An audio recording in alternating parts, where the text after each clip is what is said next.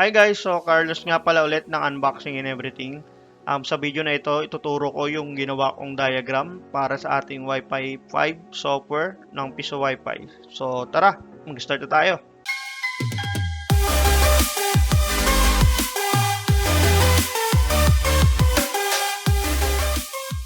Okay guys, so ito yung diagram na ginawa ko. Ayan.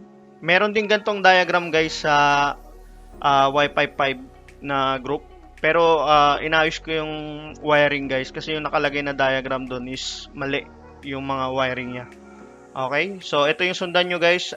Tested ko na to guys. Tapos nakapag-deploy na rin ako ng dalawang piso Wi-Fi gamit tong diagram na inayos ko. Okay. So dito tayo sa Orange Pi 1 natin guys. Ayan. So yung nilagyan ko ng wiring dito guys is yung pin 1, tapos yung pin 3, and then yung pin 5, ayan, tapos yung pin 9. Okay? So yung pagbibilang ng pin guys is ganito: 1, 2, 3, 4, 5, 6, 7, 8, 9, 10. Okay, so malinaw yan guys ha. Huwag kayong malilito dito guys.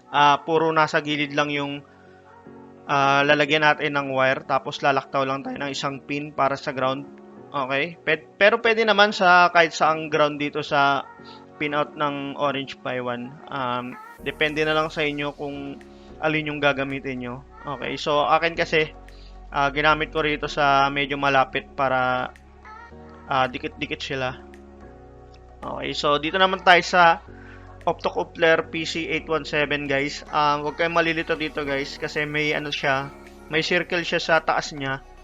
Ayan, ipapakita ko, okay? So ito. So ayan, sana nakikita nyo. Okay? And then yung counting ng pin ng PC817 guys is 1, 2, 3, 4. Ayan.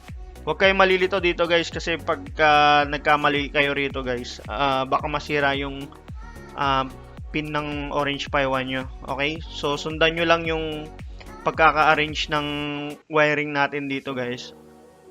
Okay? So sa pin 1 ng PC817 sa pin 1 ng Orange Pi. Okay? Sa pin 4 ng PC817 naman guys sa pin 3 ng Orange Pi. Tapos naman guys, yung pin 3 ng PC817 naman guys is yung ground papunta naman sa pin 9 ng ating Orange Pi, which is yung ground din. Okay? So sa pin 2 ng Optocoupler PC817 guys, ito yung dediretso papunta sa ating coin pin ng coin slot. Okay? So mapapansin nyo dito guys, naglagay ako ng resistor na 470 ohms. Ayan. 1/4 yung gamit ko dito guys. Okay guys, so dito naman tayo sa pin 5 ng ating Orange Pi 1. Ayan, makikita nyo naka-wiring siya papunta sa ating MOSFET trigger switch. Ayan, tapos yung pin 9 naman, which is yung ground. Ayan, papunta rin ulit siya sa ating MOSFET trigger switch. So ano ba ang gamit ng MOSFET trigger switch? From the word switch, para lang siyang on and off button. Ayan, pag hindi mag-insert coin yung ating client, walang power or naka-off lang yung ating coin slot tsaka yung insert coin LED natin. Okay? So, paano siya nag-work guys? Dito sa pinakababa ng MOSFET trigger switch guys, bali dito dadaan yung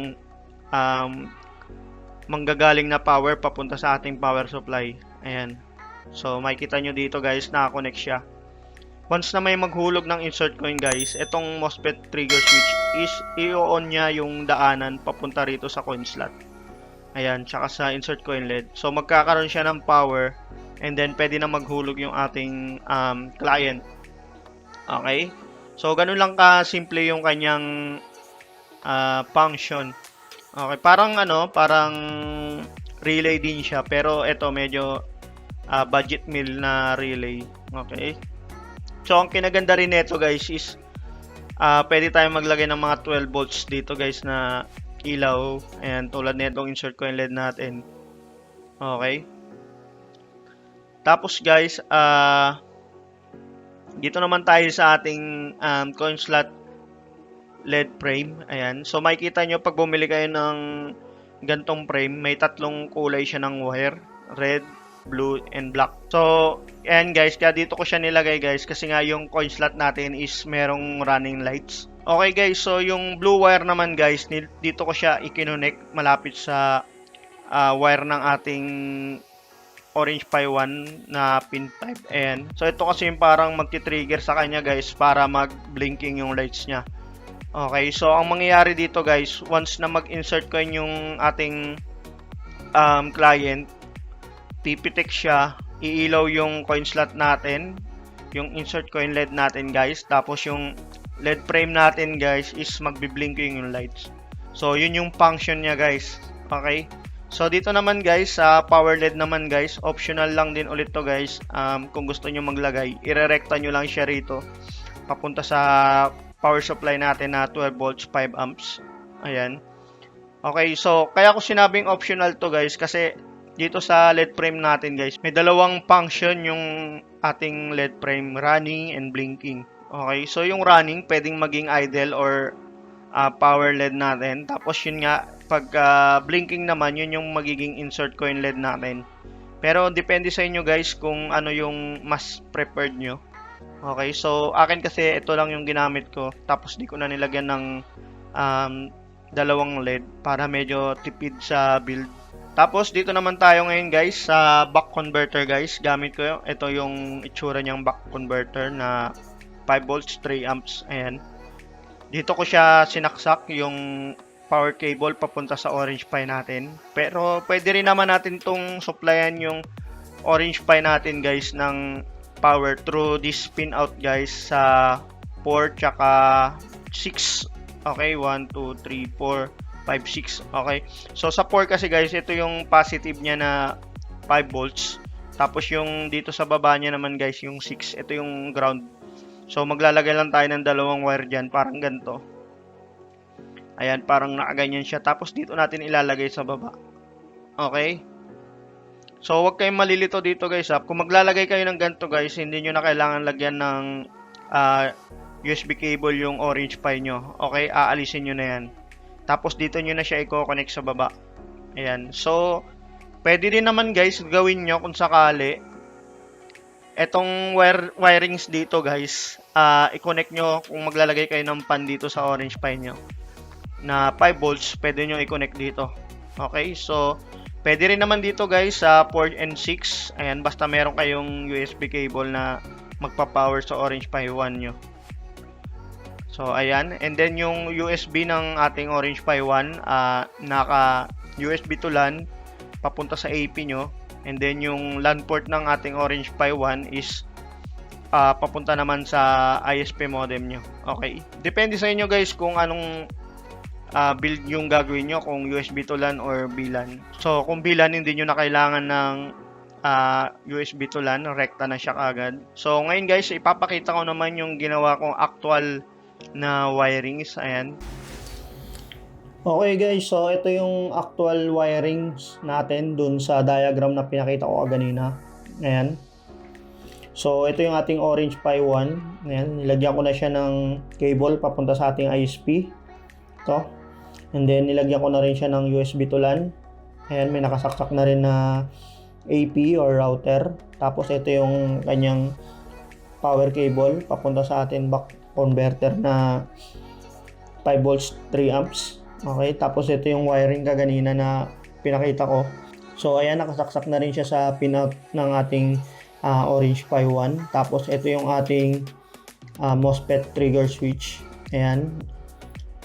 Okay, so nilagyan ko siya ng ganito guys para medyo plug and play na lang siya, tsaka maganda tingnan.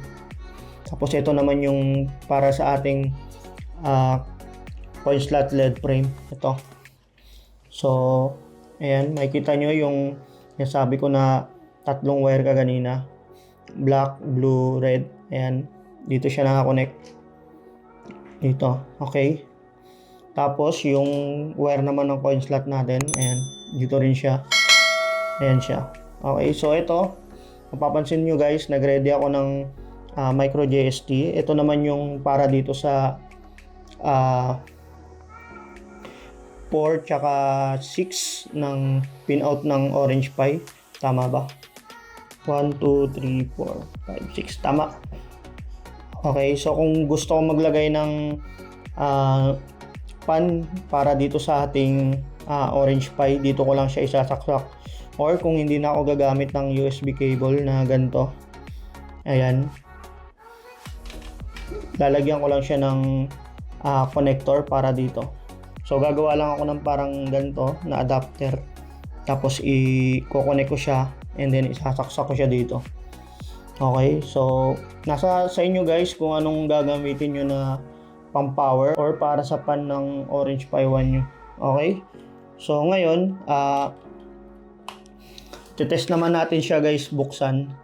Ayan, ipa-power on ko siya and then papakita ko sa inyo yung sinasabi ko na running and blinking na lights pagka idle or insert coin. Okay, so ayan guys, naka-power on na siya. Hintayin lang natin mag-boot yung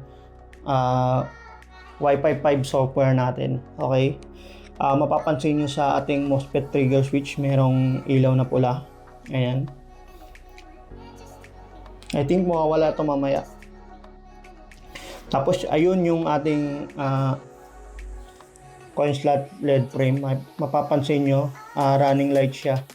Pag umiikot-ikot yung ganyang ilaw na ganyan, ibig sabihin is running light siya.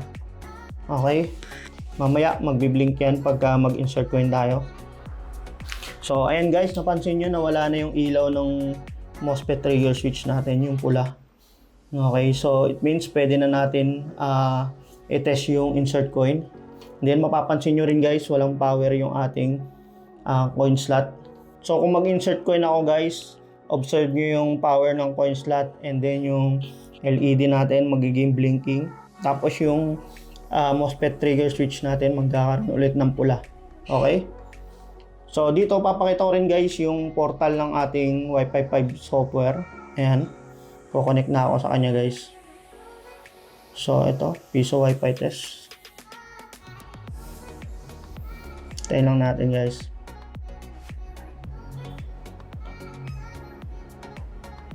So ayan, nagpop-up na yung portal. Ayan yung portal niya guys. Okay, check nyo muna. So simple lang yung portal niya guys. Okay, so nakaraan kasi hindi ko naipakita yung portal guys, pero ito yung actual portal niya. So ayan, so itetest na natin yung insert coin guys. Ito yung sinasabi ko kanina na yung LED niya rito sa taas, ito magbi-blink pag nag-insert coin, tapos magkakaroon ng power tong coin slot. Ngayon mapapansin nyo, iilaw to, tapos magkakaroon din ng ilaw yung MOSFET trigger switch natin. Okay, so pe-press ko na yung insert coin. Ayan, so nakita nyo nagkaroon ng ilaw, and then yung coin slot frame natin nagbi-blinking na siya. Okay, so huhulugan ko na siya.